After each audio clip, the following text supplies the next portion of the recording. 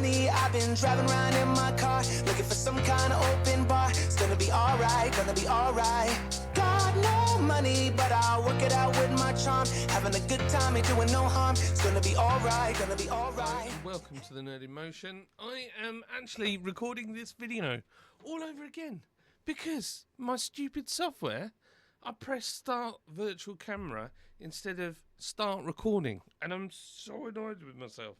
So I'm going to have to do this all over again. So I'm not the only person I'm boring is myself. But, you know, that's the realism of it all. Just a quick one. I've got a brand new website, thenerdinmotion.com. So please head over, take a look. Don't buy anything off the shop because it's just in beta. There's like really random items on there. I'm just testing at the moment. But there's a new website. And also, I've got a Discord server. So you can come over and chat with us. And there is going to be a members area within the Discord, which is $1.99 a month. And you will be able to chat with me. Every so often, we're going to do a live, just the members. So we can all chat together, and you can tell me what I need to be doing better and what I shouldn't do and what I should do and all that kind of jazz. And for anybody else, that's fine. If you don't want to be a member, absolutely okay. You can just join the Discord and just chat silliness with me, and I will thoroughly enjoy that. So I've put in the box just below this video. There is, if you hit more, there'll be an invite to the Discord server. What else can I tell you exciting? So, interesting news today. And let's see if I can do this without killing the microphone and everything else. Here we go. Look. Bosh. Okay, so this is from Martin Lewis. It's kind of breaking news. It came out this morning. Millions who bought car or van on motor finance could be due a payout as major mis-selling investigation has been launched. Now, it's all to do with, the long and short of it is, as I understand it, is to do with people in the dealerships or used car market, dealers, whatever, adjusting interest so that it's more expensive for people, and because they get more interest on it, then they get better commission. That's as I understand it. That's very making it super basic. I went a good few years ago, pre-COVID. I wanted to get a vehicle. I'm not going to say where it was, for work, and there were two people in the dealership, and it was exactly the same package, and one was over £100 more a month, and that was basically because I'm trying to leg us up on interest. Needless to say, because of that, excuse my burping, because of that, I didn't buy a car off them, because I just think if you're going to try and leg me up on the first go, then not really interested. So I don't know what I was expecting from a main dealer anyway, but hey-ho. So Martin Lewis, this is what he says about it, and this is kind of the important bit. The rest is kind of fluffy. So Martin Lewis says, huge announcement from the FCA this morning that has gone totally under the radar. It may mean a payout for millions who bought car and van on motor finance before 2021. I'm surprised that this is not all over the news. I wonder why. I've done the back of an envelope numbers, and at the top end this could be PPI type scale. That was 40 billion. Wow, big enough to be a form of quantitative easing. So real consequences for the next government, as it's likely to take a year. Well, there you go. What a surprise. That's why it's not really in the news. It is to look at that. It is to look at the handling of complaints about commissions when people got motor finance pre-2021. Two big ombudsman cases revealed today indicate that firms are falsely rejecting complaints, and the FCA is now to do a full review of the complaint handling, the FCA wouldn't do this unless it was likely to find out they were doing it wrong. So my suspicion is when it finishes its investigation, it will, in order of likelihood, set up either a redress scheme where it orders all the firms to pay redress to every affected customer, even if they've not complained about it, or B, redress rules where it orders them to pay out redress based on a set formula to those who complain. The payout would either be the interest on loans, which is big, the commission, which is big, or the whole loan, which is huge. I find it highly unlikely that that will happen. Clearly, this means getting complaints in if you were missold is going to be crucial, especially if they choose Scheme B and there is a cut-off involved. It should be noted that part of the announcement is the FCA has put a freeze on firms handling the complaints for now. So if you complain now, they don't have to do anything. But my provisional thoughts are it is worth people who think they've been missold getting in a complaint now as a marker. So people, if you have bought a vehicle pre-2021 or go find out. Go and complain.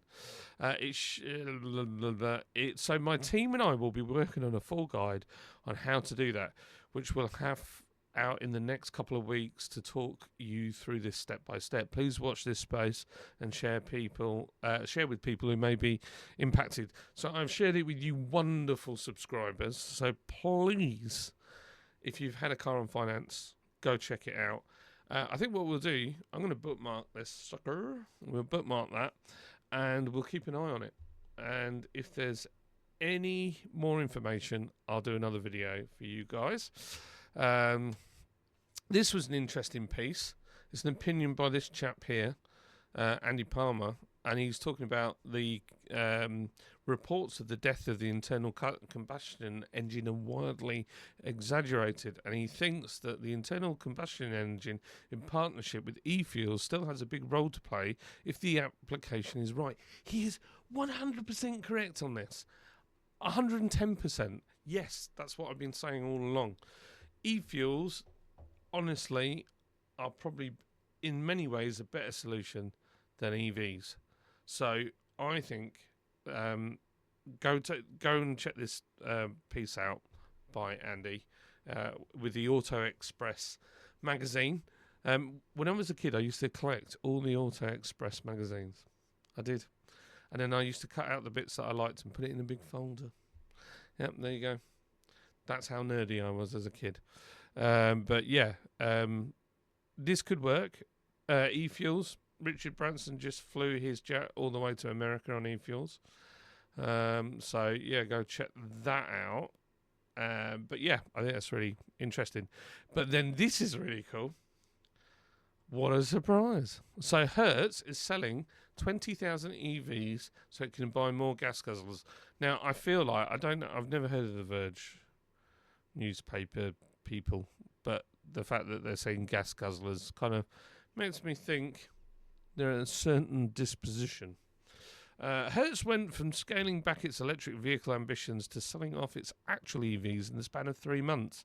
The rental car agency said in a regulatory filing today it will sell 20,000 vehicles, or roughly 1/3 of its global EV fleet, and use that money to buy, I'm going to say, petrol cars. The decision was made after Hertz reported a higher depreciation and damage than expected to its EVs, amounting to $245 million in costs for the company. Holy cow, that's a lot of money. Also, Hertz apparently couldn't find enough customers for EVs in its fleet. But I thought they were the answer. I thought everybody loved EVs. I can't believe that. Who'd have thought it? So selling a huge chunk of them will better balance supply against expected demands of EVs, the company said. The company had previously set a target of 25% of its fleet to be electric by the end of 2024. Wowza. So they're sacking off Tesla Model 3s, Chevy Bolts and BMW i3s for as little as $20,000. Wow, that's cheap for a Tesla, isn't it? I will say with the oh look, there's a actual 20,000. There you go. Oh, it's done 97,000 miles though, so they're well used. It's quite the turnaround considering It's quite the turnaround considering where things were just a few months ago. Hertz envisioned itself as the ultimate EV broker, doling out battery-powered vehicles to business travellers, ride-haul drivers and tech newbies in an ambitious plan to prime the pump for the EV revolution. The company linked agreements with Tesla, Polestar by nearly 200,000 EVs. Tesla's valuation topped $1 trillion for the first time on the news. But now demand is softening and the new EV owners are running into challenges around charging and upkeep. EVs are still making huge sales gains, but the slower growth is causing companies of all stripes to tap the brakes on their EV investments. See what you did there? Tap the brakes, very clever. Hertz's problem is a bit unique. Of of course it's unique. It's got to be unique. It can't be that people are rejecting the EV. No, it's got to be a unique thing. It's Hertz. It's all them. Over 100,000 Teslas acquired by Hertz, half were to be allocated to Uber drivers as part of the deal with the ride-haul company. And while the drivers said they love the Teslas, they also tend to drive the vehicles into the ground. This is the higher rate of utilisation that can lead to a lot of damage. Certainly more than Hertz was anticipating. Who'd have thought giving cars out as taxis would mean that they would get damaged more? I'm amazed. I don't know. I'm sure Hertz would never have thought of that. And I'm sure Hertz also gave out petrol cars before for that as well, and hybrids. So they obviously already factored that in. I don't think that's the reason. Sainsbury's has decided to enter the smart charging marketplace, and they are trying to be in the top 5 ultra rapid charging providers in the UK. Quite a clever move, I guess. None of the other supermarkets have their own company doing it. It's quite interesting what they say here, because it goes against what I keep hearing from EV evangelists. Where is it? It's quite interesting here. So it says here, when the target is reached, the company claims its Smart Charge brand will be one of the top 5 ultra-rapid charging providers in the country. A position, it says, aligns well with research showing that almost 94% of drivers would prefer to use just one trusted out-of-home charging brand. Much like a lot of people just like to have one type of petrol, I guess. My mate swears by Shell, and he won't put anything else in. According to Sainsbury's own research, 80% of EV drivers say they avoid long journeys. Interesting. Due to not wanting to use public charge points, it is aiming to overcome the driver frustrations with limited charger provision, broken equipment and slow charging times, offering 150 kilowatt smart charge bays that allow drivers to top up as little as 30 minutes. So, Sainsbury's, this big supermarket that's been around forever, surveyed a bunch of EV owners, and that's what they said. There you go. So we're not completely losing our minds when we say that it's not ideal, that the infrastructure isn't there. Anyway, it says here, Smart Charge also offers the perfect solution to the 1/3, 32% of EV drivers who express frustrations at having to wait with nothing to do at public chargers. I'm sure that is very boring, and I can imagine you end up buying so much tat in these service stations. So actually being able to go to Sainsbury's, do your food shop and get a charge, that's not a bad thing, to be totally honest. I am very tempted to try an EV, but I don't want to pay for one. I was looking at some second-hand ones the other day, and I just don't know if I could bring myself to... if I'm going to buy one, I just want a cheap one, because I'm probably going to hate it. So, but I might like it, I don't know. But I don't want to put a load of money into it, because it's probably not going to be worth anything next year. So I was having a look. I saw Nissan Leafs, which were not a lot, and then Renault Zoes, which is just too small. But the problem I've got is my parking isn't butted up to the house. So looking at it, the charging, and I'll have to dig up all the path and all outside to get the charger in. Probably talking more for the charger installation than buying a car. But yeah, interesting. And the final story that I found was about headlight glare.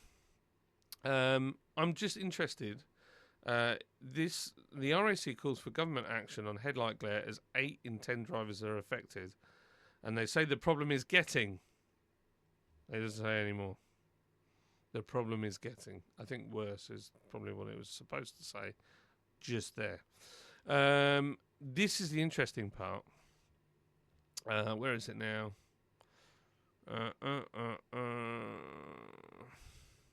When it comes to the effects of glare on drivers, 2 in 3, 67% who suffer with glare, say that they have to slow down considerably, until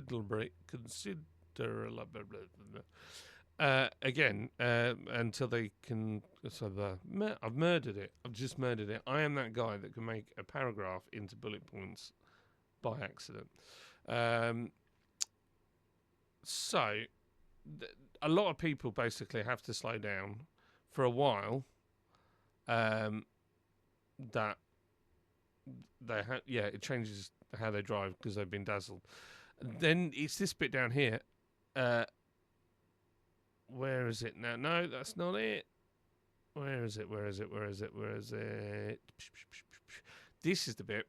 As part of the study, RAC asked drivers to estimate how long it takes them to see clearly again after getting dazzled. While 68% say it takes between 1 and 5 seconds, which is 1 in 10, 11% say it takes 6 or more seconds, which is staggering. It's enough for a driver travelling at 60 miles an hour to cover 160 metres. That's 40 car lengths. That's a long way. That's a long way of driving and not being able to see. A lot of these new headlights are all LED, and I don't know. I wanted your opinion because I started wearing glasses and I struggle at night compared to what I used to.